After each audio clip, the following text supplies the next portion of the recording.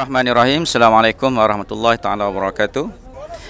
Di atas tempat inilah suatu ketika dulu Nabi pernah bersama para sahabat seramai 1,400 orang untuk memeterai ataupun mengikat bai'atul ridwan, mengikat setia kawan di kalangan para sahabat demikian. Jadi moralnya di sini tuan-tuan para yang dirahmati sekalian, saya ingin berpesan-pesan kepada diri saya dan juga para penonton sekalian bahawasanya kita ini bila mana sebagai seorang ketua, sebagai seorang pemimpin, wajib dan bagi kita untuk menunjukkan moral ataupun qudwah kepada anak ataupun siapa saja yang kita pimpin. Barangkali dengan qudwah ataupun moral yang baik tersebut, anak buah kita ataupun anak-anak kita akan hormat apa yang kita nasihatkan tersebut. Jangan kita bercakap sesuatu benda yang kita tidak buat. Kita cakap apa yang kita buat secara tak langsung ianya menjadi contoh dan ikutan kepada anak-anak. Sama saja di mana saja bila kita diamanahkan, sama ada kita sebagai seorang ketua keluarga maupun kita sebagai ketua masyarakat, apa saja organisasi mesti menjadi rule ataupun contoh kepada mereka untuk mereka melihat apa yang kita sampaikan, apa yang kita cakapkan itu benar-benar apa yang kita buat. Jadi mudah-mudahan sedikit tazkirah dan peringatan saya di tapak yang penuh barakah ini menjadi iktibar kepada kalian yang berada di luar sana, dan kami berdoakan kepada rakan-rakan dan sahabat agar Allah berikan rezeki untuk bertandang dan datang ke bumi yang penuh barakah ini insya-Allah. Bismillahirrahmanirrahim. Saya Ustaz Muhammad Hafizul Akbar bin Haji Abdul Rahman, Musyrif Kembara Umrah JDT, ingin berpesan bersama-sama kita berpeluang apabila berada di bumi Hudaibiyah ini, di tapak masjid asal perjanjian damai antara Rasulullah SAW dan juga musyrikin Mekah. Poin utamanya kepada kita selaku umat Islam adalah istiqamah. Istiqamah khairun min alfu karamah. Konsisten, maksud istiqamah itu ataupun berterusan, itu adalah lebih baik daripada 1000 keramat.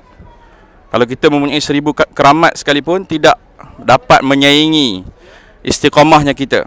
Iaitu istiqamah macam mana? Istiqamah dalam beribadah, istiqamah dalam bersedekah, istiqamah dalam melakukan kebaikan, istiqamah dalam mentaati perintah Allah Subhanahu wa taala.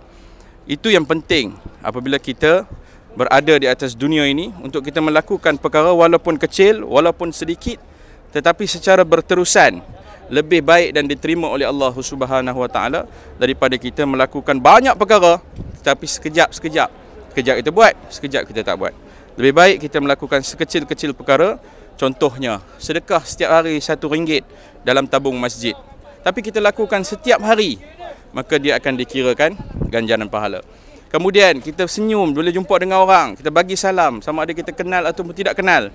Perkara itu lebih baik dan disukai daripada perkara lain yang lebih besar lagi, dibandingkan dengan perkara-perkara kecil. Jadi bermula dengan perkara yang kecil dan secara istiqamah, secara berterusan kita lakukan. Bukan sahaja di tanah haram, bahkan diteruskan sehingga ke mana-mana sahaja tempat di dalam dunia ini yang kita berada. Mudah-mudahan kita mendapat redha daripada Allah Subhanahu wa taala, rahmat daripada Allah Subhanahu wa taala, dan kita dapat syafaat baginda Nabi sallallahu alaihi wasallam. Assalamualaikum warahmatullahi wabarakatuh. Bismillahirrahmanirrahim. Assalamualaikum warahmatullahi wabarakatuh. Saya Muhammad Hairi bin Hamzah, Musyrif Kembara Umrah JDT. Dalam slot pesan-pesan kita pada pagi yang bahagia ini, sahabat-sahabat, tuan-tuan, puan-puan mati Allah SWT, soleh terdahulu ingatkan kepada kita tiga pesanan yang cukup penting. Yang pertama, hadirin hadap mati Allah SWT, ulama-ulama dulu ingatkan kepada kita bahawa Allah sentiasa bersama dengan kita.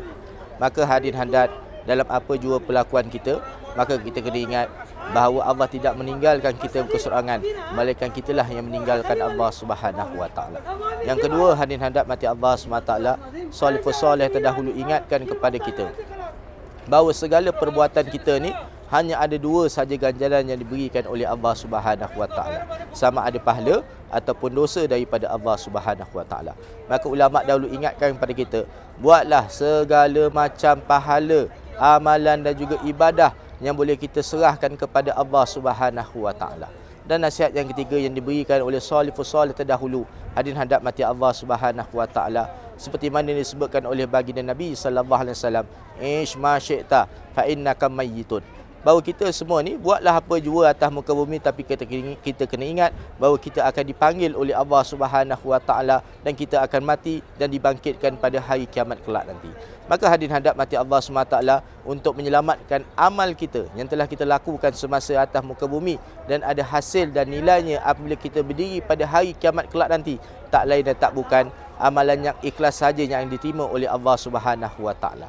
Moga-moga 3 pesanan yang kita berikan pada pagi yang bahagia ini daripada bumi Hudaibiyah yang cukup berkat, kita berdiri pada pagi yang bahagia ini, moga Allah SWT bantu untuk kita mengislah pada hati kita, dan moga asbab ini masyarakat kita juga akan diislah oleh Allah Subhanahu wa taala, dan moga negara kita juga akan mengikut seperti mana apa yang diperintahkan oleh Allah Subhanahu wa taala. Wallahu Subhanahu wa taala a'lam. Aku qauli hadza wa astaghfirullah li wa lakum. Assalamualaikum warahmatullahi wabarakatuh.